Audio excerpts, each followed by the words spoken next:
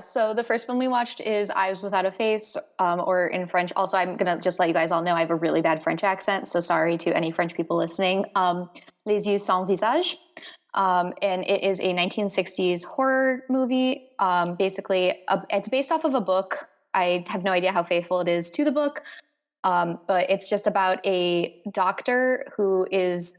I'm not sure if he's like a plastic surgeon or something, but he's works with like dealing with like skin grafts and stuff, and his daughter is in a serious car accident and needs a facial transplant. So he starts murdering pretty young women who kind of look like his daughter to conduct facial transplants to give her a new face. And it's just about the basically stress, I guess, of dealing with that, because he also like won't let his daughter out of the house and convinces everyone she's dead, and just the morality around that.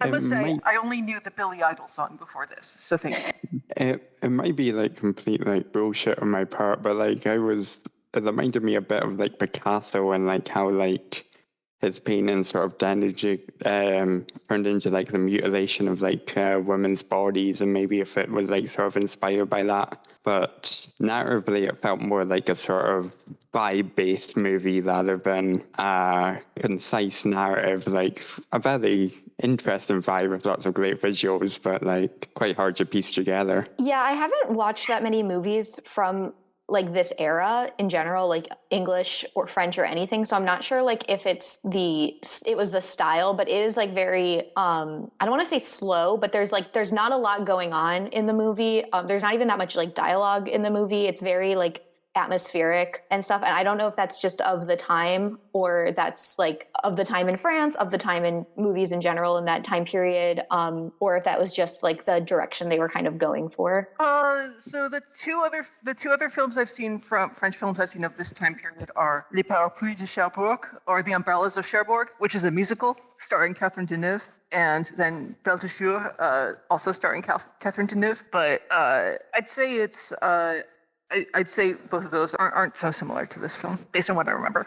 Yeah, I'd heard a lot about this film before watching it. I'd always wanted to watch it, so it was a great recommendation and a great chance to see it. And the period in which it comes from is funny, because this is bang smack in the middle of the French New Wave, which is 50s and 60s. But most French New Wave films seem to be more like relationship dramas or comedies or kind of absurdist pieces. Whereas this is clearly a horror film, but it's not a particularly in-your-face horror film. It's more about mood and atmosphere. Although I was surprised by the moments of gore are quite gory. I was not expecting to see like a surgery scene or a scene of someone's skin being peeled off their body in a film from the 1960s. So that was quite shocking, and I get why it was so controversial when it was released. But I thought it was really good. I thought it was really atmospheric and creepy. I agree. It's not so much the story; it's more the mood.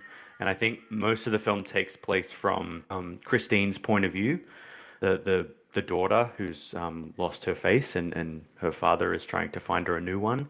And it seems like it's a very passive role. She's just observing and perceiving something horrible going on, but doesn't have the kind of sense of agency to try and stop it. I guess that kind of like goes in with the title. Like, she's able to see all of these horrible things, but she doesn't have a mouth or a face to kind of intervene or stop them from happening. So I thought that worked really well. That sense of like being trapped within your own body and being trapped within the house. Like, she's got this nice place to live, but it's, she can't escape. There's dogs everywhere, and his assistant are always watching her and keeping her. And it felt very gothic in that sense as well, like a young lady trapped in a castle. Yeah, and I guess I didn't really bring this up in my summary, but the censorship or the subject material is like interesting also, because like, I mean, this was from like, I got all this information from Wikipedia because I was just reading about it. So I'm not sure like how deep it goes, but I guess it should be mentioned, like when this was released outside of France, at least in, I think England and the US, definitely the US, it was like dubbed over, heavily censored because of the laws around film at the time. I know I don't know exactly what the laws with the US had, but there's like some crossover with like comic books and like whatever with like depicting certain things during this time period. There was like a law. You mean the Hays Code? I think that that's what it is.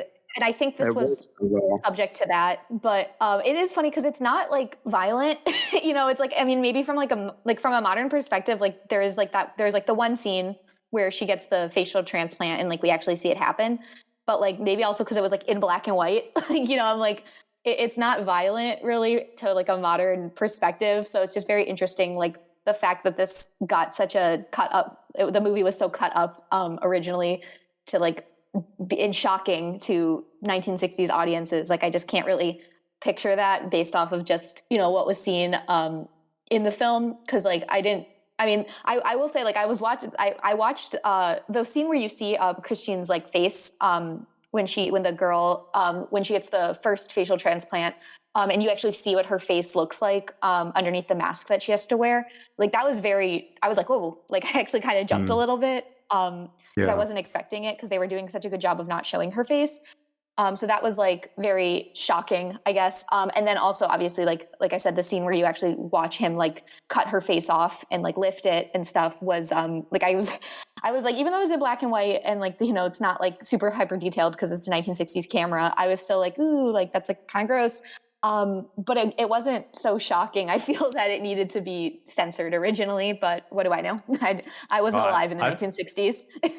I found it very shocking. I think I don't know why. Maybe because we'd hadn't been primed for that kind of violence up until that point in the film. And you're right, it's not violent per se. It's not like she's being attacked in a violent way. But I don't know, maybe it's just that uncanniness of seeing a face being taken away from the character's head. I don't know, there's just something that really, sent shivers down my spine about watching that image. Yeah, but it's like, I don't know, maybe I'm like too like Tarantino pilled or something, where it's because like when she stabs Louise, like there's no blood, or like maybe there is, but there, because it's like when you watch, and I know the Tarantino movies are like not realistic for what happens with like that kind of thing, but when you watch like a modern movie and someone gets stabbed, like there is a splurt of blood, like it is in your face, like this is bad news. Whereas in this movie, it was, she stabs her with the scalpel like in the neck, and it's just there, so I think it's interesting to like look at like what would have been considered shocking back then versus now with like all of the effects that we have. It was I was like very just I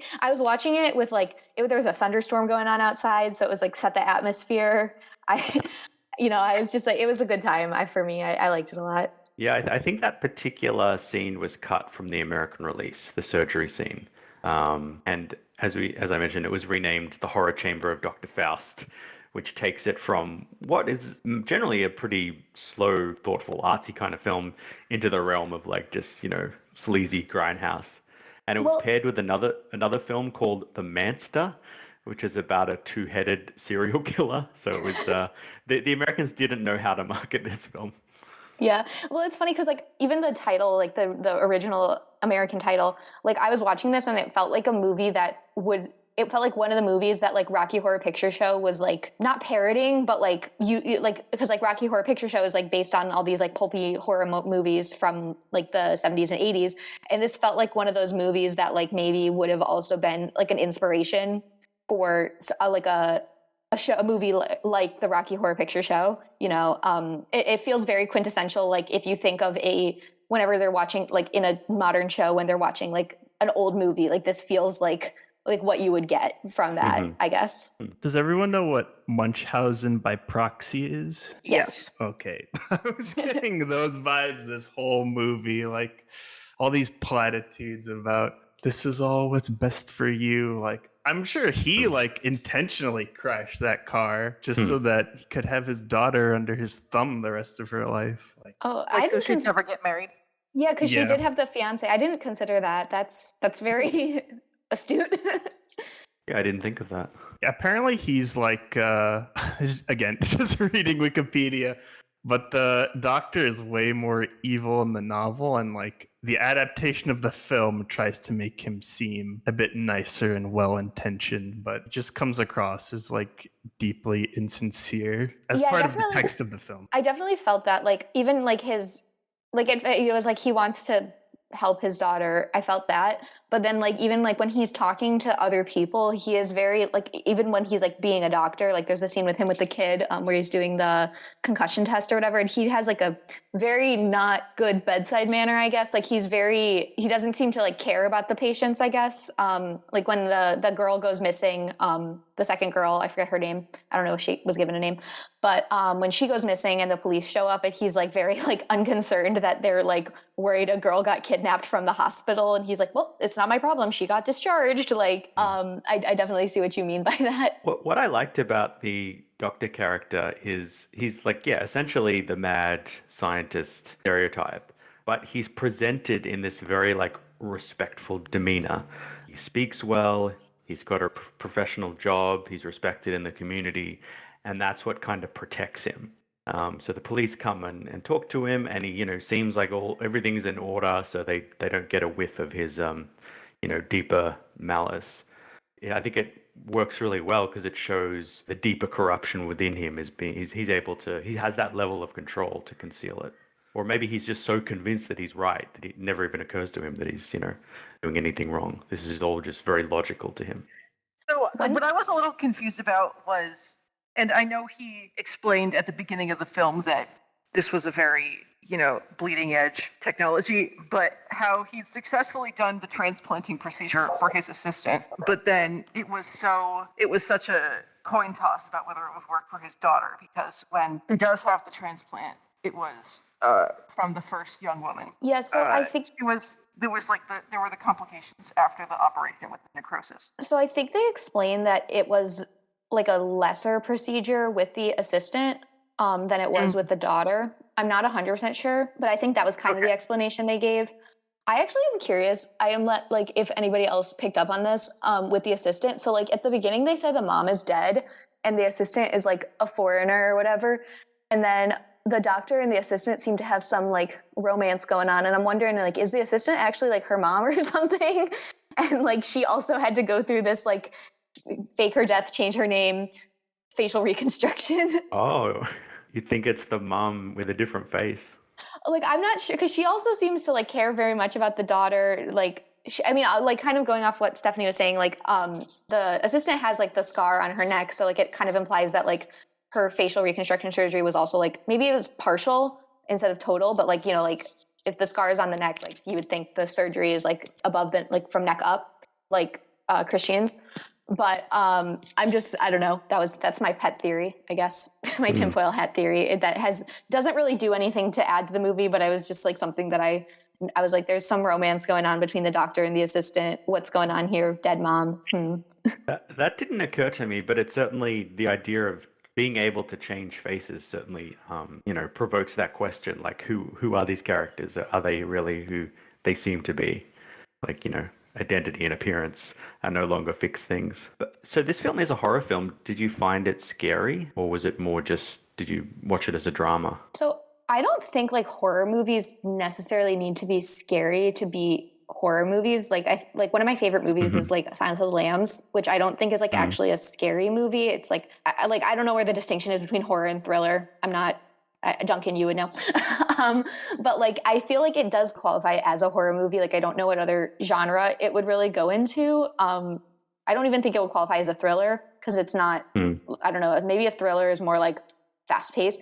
But like, I do find this like I tell people like, I like horror movies. I just don't like jump scares. And they're like, well, that's all horror movies. Like, you got to have some like jump scare. And it's like I said, like, I don't think Silence of the Lambs, I think that qualifies as a horror movie in my brain, but it doesn't have jump scares. It's, it's not like, it leaves you unsettled. Like, it doesn't need to scare you. And this movie definitely, like, I don't think it scared me. It shocked me at points, I guess, but it left me unsettled for sure. And I think that does the job for horror then. Yeah, some scholars talk about like terror versus horror. And terror is kind of like the feeling as you're on the roller coaster going up and up and up. It's that feeling of what's going to happen, the anticipation. And I feel like that was more this film.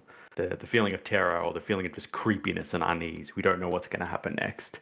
As opposed to horror, which is, the seeing the horrible thing and getting the jump scare. The actual descent down the roller coaster. I don't have anything meaningful to add, but I'm a very easy mark with horror, so I don't watch it. I don't do gore, and I watched this film in broad daylight and just was frequently pausing to watch. But although Abby, I think you might be a little young for this, since it was also a little like before my time as well. But there was this show on Nickelodeon called "Are You Afraid of the Dark?" And like Yes, the I one remember. episode. Okay, yeah, the one episode I remember of that was at this like high-end spa where like they do take people's faces. So that is a very primal fear, right? About just Yeah. back to what we've said about like, like the assistant was actually the mom in disguise, and like what Duncan said about like it just provokes this fear of the unknown, of who you can't trust anybody, right? But Yeah. And- but then yeah. like so at this high-end spa they had this like catalog of faces that people were flipping through, but I don't, that's the one thing it still freaks me out. So Yeah, and I'm not educated enough on this subject either. I have the like high school remembering knowledge of, but like this kind of reminds me of like maybe something more like romantic era horror with like, again, like my basis for this would be like Frankenstein, like the book and stuff, where it's like, it's the atmosphere of horror. But like I still like, because the book of Frankenstein, like you're reading a book. I've been scared from books before, but then in the end of the day, I'm like, I'm reading a book. I'm not, it's what can my imagination conjure up, basically. But it still qualifies as like horror. It's like, or gothic. Gothic is, I guess, the term. Like it's very, and maybe that's just because this movie was in black and white, so that's like it adds to the atmosphere of like more gothic and stuff. And just the cinematography is very gothic. And to my knowledge, again, I'm not very well educated on the different distinctions of art and that kind of stuff, but it definitely like had the atmosphere of gothic horror to me in my brain. Yeah, I definitely got that vibe too, especially with Christine and just being unable to escape.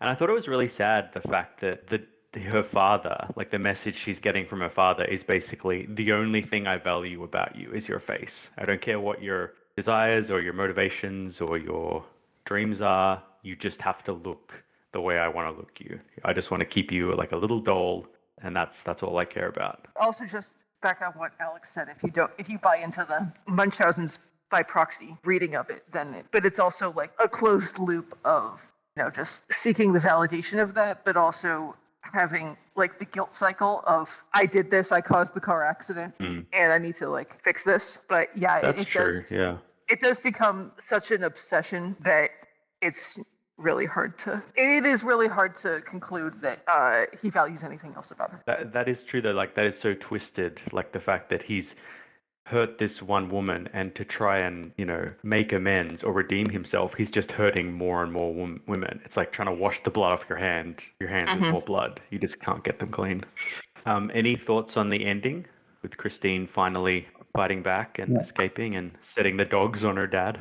I feel like the dog means something, but I'm not smart enough to understand. Well, supposedly it's a lot more gruesome in the novel, and the purpose of the dogs was twofold: to stop Christine getting out and to stop other people getting in, but he would also perform experiments on the dogs, skin grafting experiments. So they were like lab animals. By letting them loose, they were getting their revenge as well. But a lot of that was cut from the books. Like they didn't want to show too much animal cruelty, they didn't want to show too much surgery, things like that. So it was more implied than explicitly shown. Yeah, I mean, they do show him doing the skin graft on the one dog, and then like if you look kind of carefully, you can see one of the dogs has like bandages over its ears to imply something.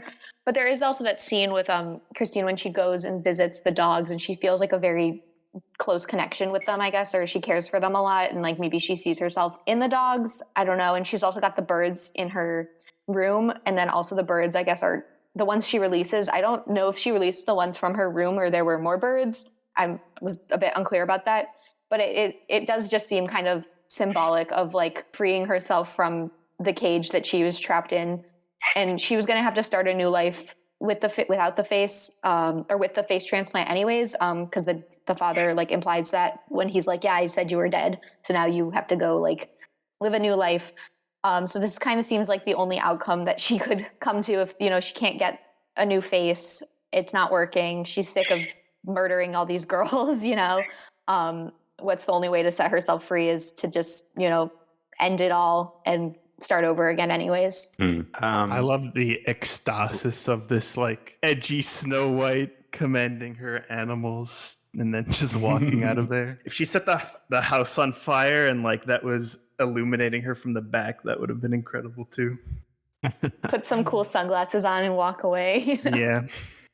I did want to give a plug to another podcast called Faculty of Horror, and they review different horror films, and I listened to their Eyes Without a Face episode, and they had an interesting interpretation about the historical context of the film and the fact that it was made, only 15 years after the end of World War II, and they felt like a lot of the lingering effects of that event was still in the film, and it got me thinking about, compared to, say, the United States, France's role in that war is very different. They were pretty much a victim. They were occupied. They were forced. They surrendered to the Nazis, and I'm sure that affects their filmmaking the same way the victory of the United States would affect their filmmaking. And some of the points they made on that podcast was that there might be this sense of wanting to forget the past, so wanting to change your face, change your appearance, sort of graft over what had happened during that war. But also maybe even a sense of guilt, the fact that some French people collaborated with the Nazis, the fact that Germany was doing horrible experiments on human subjects. Maybe some of that has seeped into this film. So I'd highly recommend that podcast, Faculty of Horror. The way collaborators were treated in post-war France was also pretty horrific. Yeah. And France's image, I think, today is a very romantic image. Paris as the city of love. But I think a lot of maybe the darker parts of France's history have been covered up. And I thought this film I agree, it was a good metaphor for the idea of covering up something you don't want to see with something beautiful. We'll see Rat Hole Paris in the next film. Don't worry. Wondering if anyone has read or seen The Sympathizer by Viet Thanh Nguyen, or the showrunner of the series was Park Chan-wook. No, I haven't read it. Because it's they do have a character with the same concepts, whose face has been disfigured by napalm, and he wears an ominous white mask to cover it up, even though he's a victorious communist commandant who's who is successful enough to be in charge of the political direction of a labor camp. One final note I have is that apparently the mask in this film inspired John Carpenter to make the mask for Michael Myers in Halloween. And therefore, it probably inspired a lot of slasher villains. Although it's kind of ironic, though, that in this film, she's very much the victim wearing the mask, whereas they become the villains. And also, John Woo's film Face Off borrows the conceit of removing faces or swapping faces, and also features a lot of white doves films. What a masterpiece. Yeah, also, because I was talking about this with Stephanie before we started recording, but so I get this movie confused with a Spanish film called The Skin I Live In, and I just looked it up, and this movie also inspired that book/movie. So I feel that this, which makes sense because posters are very similar. It's funny because it was very derided in France when it was first released, and was obviously heavily censored for international release. And the filmmaker was widely respected, and a lot of the critics were like, why is he wasting his time on horror? What is he doing? And it was only re-released in the 80s and 90s that the film was reappraised.